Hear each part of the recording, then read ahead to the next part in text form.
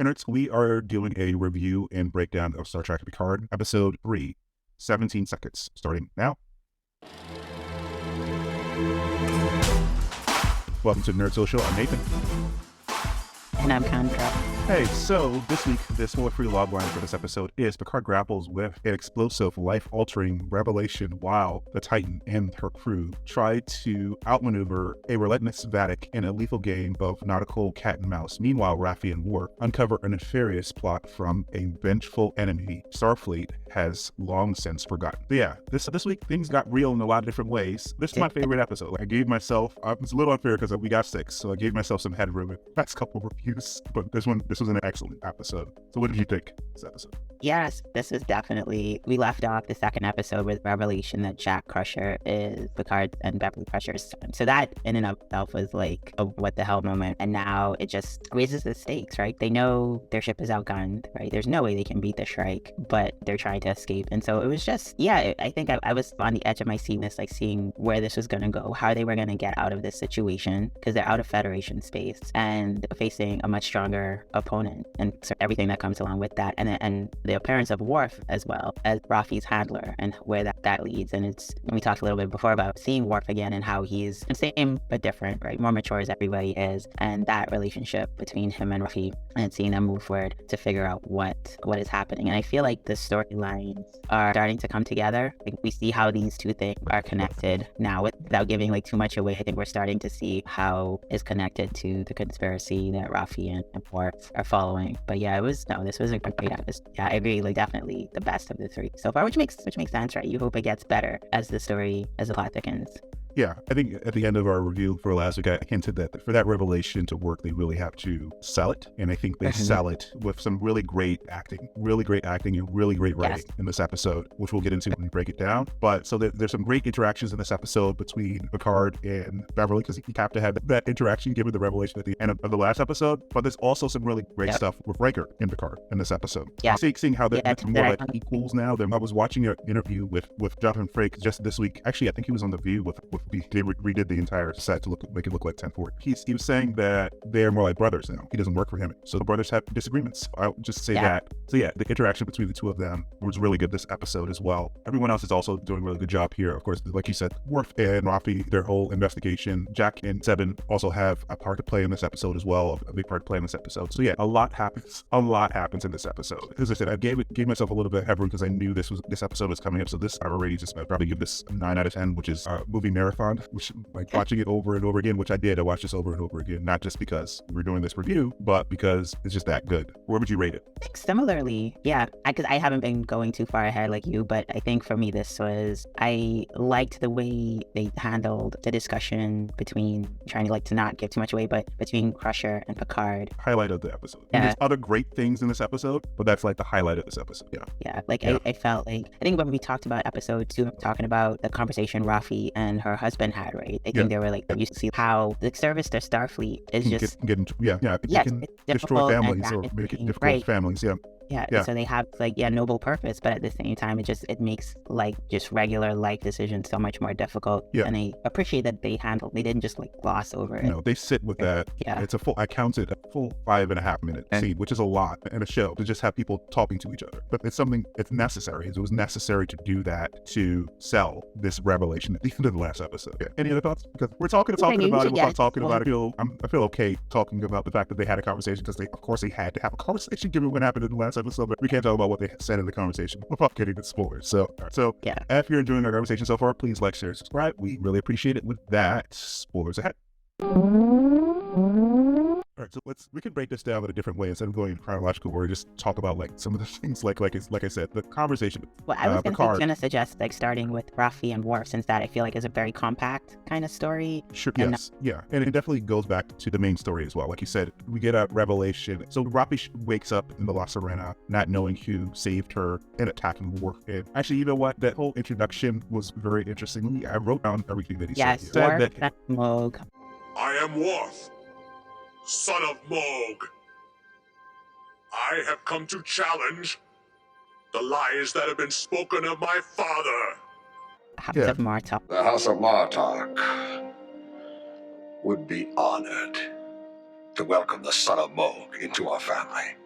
as a warrior, and as a brother.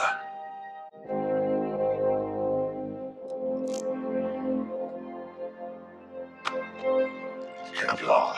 Son of Sergei, House of Rosenko, These are my parents, Helena and Sergei Roshenko. Delighted. Bane of the Ross family.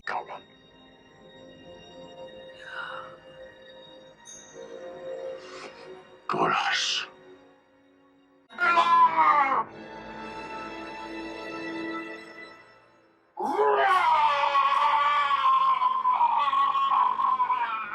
Duras.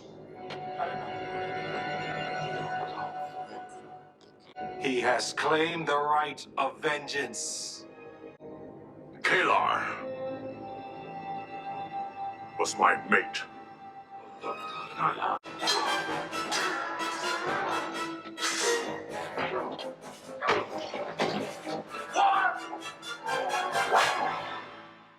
Slayer of Gal. What I say now, I say as a member of the House of Martok, not a Starfleet officer. You have dishonored yourself and the Empire, and you are not worthy to lead the Council. There can be only one answer to that.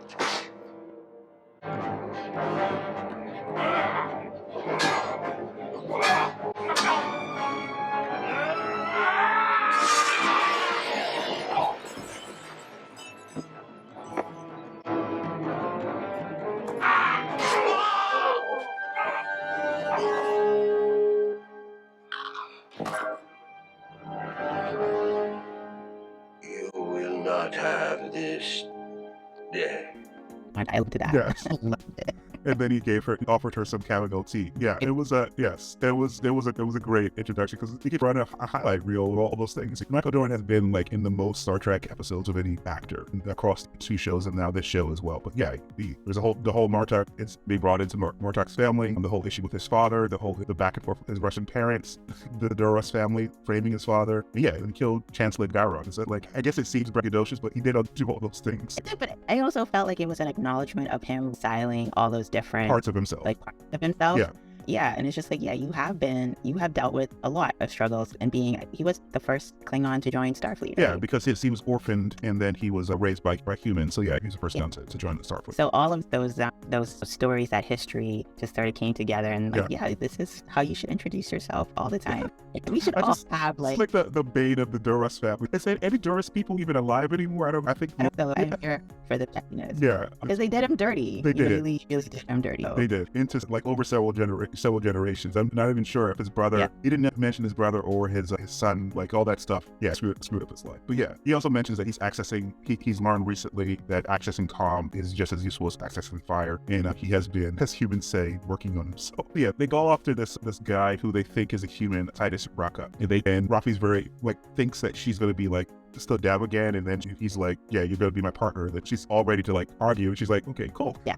I also felt like he was testing her a little bit there, because at first he tries to be like, okay, I'm just gonna do this on my own, and she does her like, no, like I was right, and he's like, but I was also right. Yeah. And it's like, okay, he was that she was going to get herself in a situation where she nearly got killed, and she did almost get killed. So he had to come and save her. But yeah, also the back and forth, the banter when they actually found Raka. She's like, what is that? You're dressed in warrior wear, and this is we're kind of hinting in this conversation we had last week. And he said, no, this is casual. This is actually casual wear. And then she's like, hey, what is that? You wear that Tuesday night beheadings. And then when she catches him, he said, no, beheadings are on Wednesdays. Still has that dry humor. Yeah, but like the end of this conversation, or this end of their story, is they find out that this guy that they thought was a human who stole this portal sack is actually a changeling. Makes sense. And honestly, they wrote the last 2 episodes well enough that I did not think about that. I thought it was conspiracy. I thought it was like this conspiracy between like people coming after, but it makes sense that it be changelings. That's why they have different faces. But yes, yeah, it makes sense that it's changelings that's behind it. So like this show, a lot of people are saying that this is like TNG season 8, but it's not. It's really like Berman era, a continuation of all the Berman era stuff. Everything that happened in DS9. We got 7 years old stuff that happened on Voyager as well. Yes. So yeah, we got changelings now. And there was a little reference that was to Odo. Yeah, there was a little reference. Like he explains that the terrorist faction broke away, unwilling to accept the defeat. Worf was informed of the rogue group by Odo. He's a good man,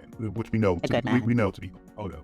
However, Starfleet doesn't acknowledge their existence because they fear reigniting the Dominion War. This is what Raffi says. So I'm going to go off to the Data Institute because the guy, before he, gelatinous form let loose, that portal thing was it was a distraction in the first place too, which in retrospect makes sense because they didn't really attack a big target. They attacked, like Raffi said in the second episode, a low level like recruitment center. So yeah, that's where we leave off in this episode with them, but we also get a revelation on the ship where there's another change. That's the Jack 7 storyline where Jack, after Shaw gets blown up when the Shrike attacks the ship, he's like, how does she keep finding us? How does she keep finding us? And he sees the trail of blood and he thinks to himself that there has to be some sort of trail that they can track with like a mass spectrometer as opposed to like sensors. They find that someone has sabotaged the warp nacelles and they're leaking material. Yeah. So they find that it was a phaser blast to that area. And this guy has showed up in the last 2 episodes in the background, this space. So the first time we saw him was when Picard and Riker go on the ship and the people were lined up, and he gives like a weird look. If you go back to that episode, he goes like a weird look, and you just in that episode you just like, is this guy just nervous, right? You don't know what's going on with him. Then in the second episode, he's in the transporter when Jack is trying to leave. He has a phaser on the guy. He's given this weird look. And then before we find out that he's the saboteur in this episode, he's at the stern of the ship, looking for the Shrike because Shaw sent people to look out the back to see Shrike. And we had, so there's an ensign Vesco, which is the one in blue, and she even gives him like a weird look because he talks over her. So there's all these hints that this guy is a little off. It's so subtle, you don't see it until you go back and watch those episodes. And in the first episode, I think I didn't catch it on the first watching, but when Riker and Picard leave 10 forward, there's the camera like... Oh yeah, there's a guy. Yeah, there's a guy that's watching. Who's like clearly been paying attention. So you start to see like piece together, the people are piece together that they've been followed, they've been watched. Like this is not an accident. No, not at all. Yeah, it's definitely a giant conspiracy, and they've been working probably within Starfleet and lots of other solid organizations for a while. Because the guy Riker, he says it was like-minded souls, enemies of the Federation. It was never about the portal weapon. We just wanted Starfleet to keep spinning. And then he said it's too late. Klingons, human solids, your worlds are on the verge of destruction. So yeah, they infiltrated a lot of different places. And Starfleet thought this war is over, but to action, the war definitely is not over. So we actually end the episode with an action. Like Jack points out that it's a changeling, but they haven't dealt with him yet. So he sets a bomb to blow them up, basically, to stop them from escaping the nebula. Because the other thing that's going on in this episode is after Shaw is taken out, kind of curses Riker's name, he puts him in charge. And then after working very well with each other, Riker takes over and he has Picard as his number one and has him shoot a torpedo and then blow it up to put some distance between the two of them. So they're like on the same page with that before he even finishes his thought. He kind of knows where he's going to go. They're in loggerheads for the entire episode because Picard wants to attack and Riker's like, this is not the Enterprise. I was the captain of this ship for years. This is not the Enterprise. I'm not putting all these people at risk. And I'm the captain, not you. And you can't, honestly, I was going to say we can see where both of them are coming from, but honestly, I was more of Riker for most of this episode. I was like, especially when Vedic deploys the same portal weapon, right? Yeah, exactly. And you're not fighting your way. Even before the portal weapons, if I was Riker, I was like, were you standing here next to me when Mara listed all the things that the last thing was a weapon that he doesn't even understand in main positions. We're gonna lose. He said it a couple times. It's if we fight, we're gonna lose. Why are you trying to fight? They both say kind of digging things at each other during this episode. He said, you're amped up right now. You have a son on board and it's affecting you. I'm taking this crew home. And then this is after they find out there's a saboteur. So they know there's a saboteur and Picard is still let's fight. I feel like you need to deal with the saboteur first. But I was like, I wonder if that's not Picard, because the insistence on fighting in the face of Jack has almost died at this point, right? Yeah. They are severely outgunned. Now she has this weapon that basically you can do loop, just be. It doesn't seem like a long range weapon, but it's a very effective short range weapon. You can basically box someone in if they can't escape from you. And what she does, if they try to shoot at you, you can turn their weapons on the people shooting at you. It's a very effective weapon. Yeah. So yeah, the portal gun is like a game changer in tactical assaults. And like you said, this is after we find out about the portal. This is after we find out there's a saboteur. And Picard is still we gotta attack. It's, you know what? I didn't think about that. He could be a changeling now that we get to the end of the episode. And we have 2 changelings in this episode. He could have been a changeling the entire time trying to look. It just didn't make sense to me that he was so insistent about it. And I think with some of the things that Riker said to him. Some of the things that Riker said to also the conversation with Beverly. This is why she didn't tell you. Yeah, okay. yeah. Yeah. You live a very violent life. Yeah. And also the other thing that everybody seems to gloss over is that there are these energy bursts that Yeah, keep having like, recognized. So Lieutenant Sabine has said twice in this episode. It's a biological and electrical. It's like it should be biological in the middle of biological little space. Yeah. Okay, just me. But like nobody is concerned Yeah, that there's it's like it's just like we shouldn't go further in because I feel like if we go to the core of this, we're gonna get crushed. She mentioned it to Shaw, and then Shaw was taken out, and she mentioned it to the new captain, and they just keep going. Yeah, at this point, because of what Picard suggested, like he's like, we gotta fight, and Riker's like, we will lose, but he's like, well, we can't do any. There's nothing else for us to do now, and then they fight, and I don't know. Riker had Picard arc around to get behind them, and they had already turned around. Because they realized what was happening. They had already turned around. At that point, I would have abandoned that strategy. It was a bad strategy in the first place. And then, like find saboteur, repair the damage, and then plan your attack if that's really what you want to do. Yeah, it made no sense. And then they came for it because they were already dead in the war. They couldn't go to war because of the explosion of the saboteur. They shot a bunch of torpedoes at themselves. Yeah, now they have no control over the ship and they're falling deeper into the nebula. And the way they ended this episode with Riker is says, remove yourself from the bridge. You killed us all. Yeah. And before this, like Picard needling him and say, I understand your instinct to be fearful of loss. And Riker's like, fearful of loss? You're out of line. And then Picard says, we cannot allow it to make us weak. It's like some strong words. It's like, it was very jarring. I was like, which like, I don't know. It just makes me think. I didn't even think about him possibly being a change. But now I'm thinking that he's a change. It's like a very harsh thing. His son died. It's not something to like bring up in the middle of the thing. I guess that gets us back to what we were going to talk about before, the conversation between Beverly. Because that's another thing. Like, he brings up this thing that he knows about Riker to use against him. He had a conversation with Beverly earlier in this episode. He's like, you use this information that you know about me against me. So it was a crappy thing to do. It was a really crappy thing to do. And he tells him to sit down and that he's the captain. But he just kept pushing and pushing and he did it. And now they have no control over the ship and they're going to get crushed. Yeah. And that was the end of the episode. But we do need to talk about the Beverly, because like all that stuff was super great. But like Beverly conversation with Picard, it was excellent. Like the back and forth, like this seems like a very adult and logical conversation to have. Like it's not like cartoonish. It's like a real conversation. Like she made some rational decisions that he might not agree with, but I think she explains herself very well. And he explains himself very well as well, how hurt he is and how he thinks something was stolen from him. He's right and she's right. It's a really good conversation. Go ahead. I found myself going like back and forth. I was like, okay, I get where she's coming from. No, I get where he's coming from. Because she outlined like every time she wanted to tell him there was something popping off in his life. And I see not wanting to put a child in that situation because she says, I know I could take care of my child. But I wasn't sure I didn't know if I could take yours. And I was like, it's a very logical, like they wrote her point of view very well. Like, and they also wrote his rejoinder very well as well. It's because following him over the last couple seasons, you're throwing this father thing back in my face. But I now know that I wouldn't have been as bad as my father because of season 2. That's one of the good things I guess out of season 2. Although I don't think his father was that bad last season. His father was dealing with a very difficult situation with his mother. But anyway, he knows that he wouldn't be his father. He makes a really good point. I could have known that 20 years ago. Right. It's a really good point. Yeah, she lists other things like kidnapped. Like they apparently was conceived. He was probably conceived at Caspia Prime, which I think we saw in like Jadzia and then Worf were going to go on their honeymoon there. So it's something that we've heard before. But she lists kidnapped by 5 refugees because of the relocation situation. 9 days later, Riemann had a phaser pistol to his head.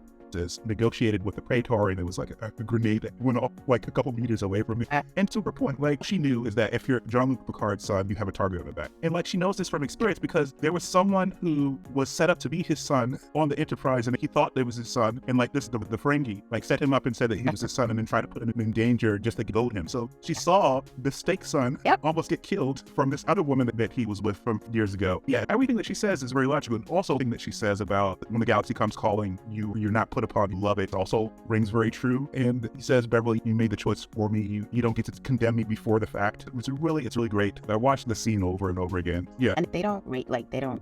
No, they don't see this. It's not history artists. It's two adults talking to each other. Really good. It's a really good back and forth. But I think that's one of the things I've always enjoyed about the relationships in TNG. Where even Riker and Deanna had that like long-term friendship. Like it changed, and there was never like anger or hostility towards each other. They could still function professionally and come back and he says like that was their 5th breakup. We saw them.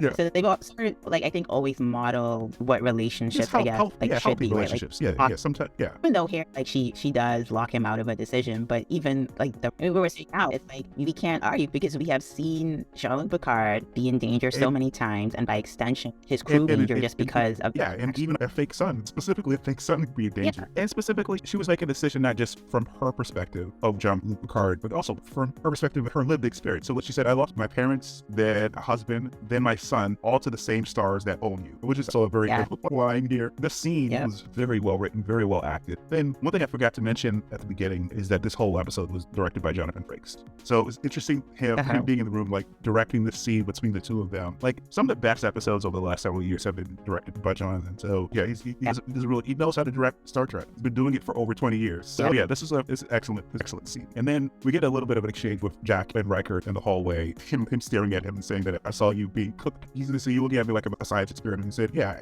I saw you being cooked up over the like 20 years on the spaceship. Yeah. And then we get back to the sick bay with them, and she told him that she actually told him when he came of age who his father was, and he decided not to seek him out. So yeah, that whole section, I watched it over and over again. It's very good. Acted, written, directed, like, it's not too, the way that we're the camera, it's not too busy. It's a very intimate scene, and you can see the anguish between the two of them, but like, she was just making decisions that made sense to her, not just because of who Jean-Luc was, but because of all the loss that she's had in her life. Yeah. So yeah, it's, but you also feel for Picard, because he says, one of the things he says is like, who might I have been? A father, a husband. So yeah, it's a really good scene. It's a good scene. It's probably one of the best scenes in modern Trek over the last 5 or 6 years since the Trek has come back. It's one of the best scenes. Sorry, good. Yeah, I was gonna say like watching when she raised that point about how he, I think, initially seemed to have a dislike for children. Yes, right? It was an active dislike. He said over and over again, he don't want children. Yes, yeah, and we saw that. But I feel like through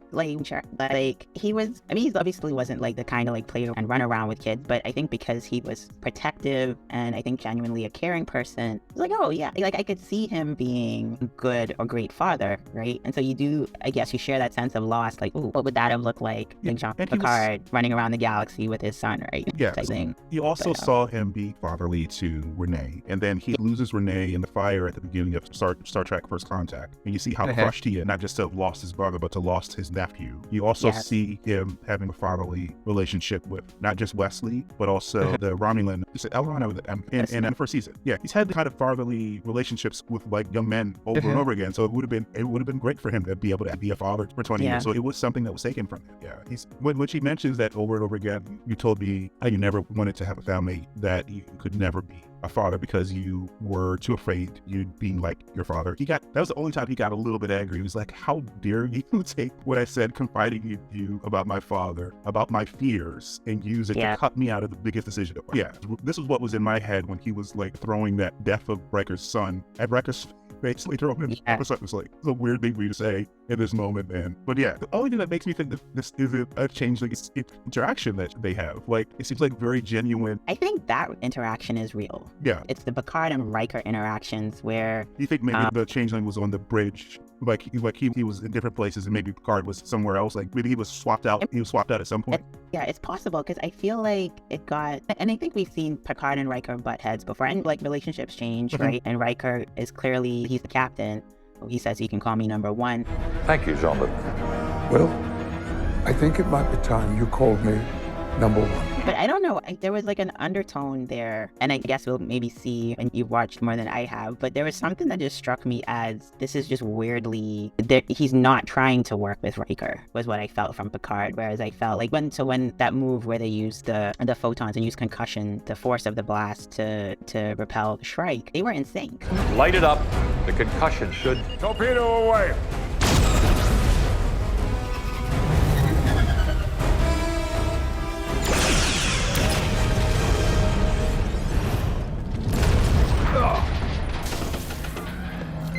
It worked, Captain. We may have shaken her. It's very much insane Yeah. to just being like not even trying to work together. It was a little weird. It was a little weird.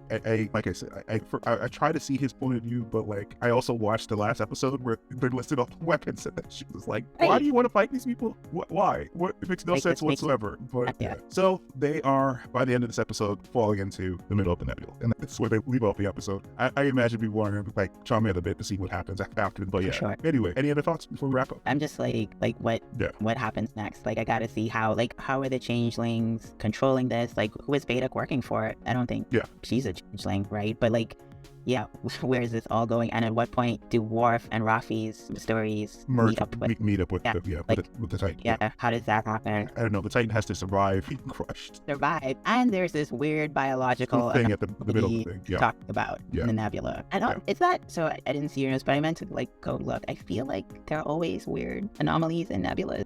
Not always. Sometimes they're just like gas clouds. But this is a little weird. And this has some hints. Again, they're doing a lot of submarine warfare, Wrath of Khan sort of stuff. One of the best episodes of Strange New Worlds was definitely like that, like a submarine warfare. They can't see each other sort of thing. So that's what they're doing in these 2 episodes, and probably the next episode as well. So it was a really good episode, the best episode of the season. We will see if anything tops it. But we want to know what you think. Comment down below, share, like, and subscribe, and we will see you next week. All right, guys. Bye.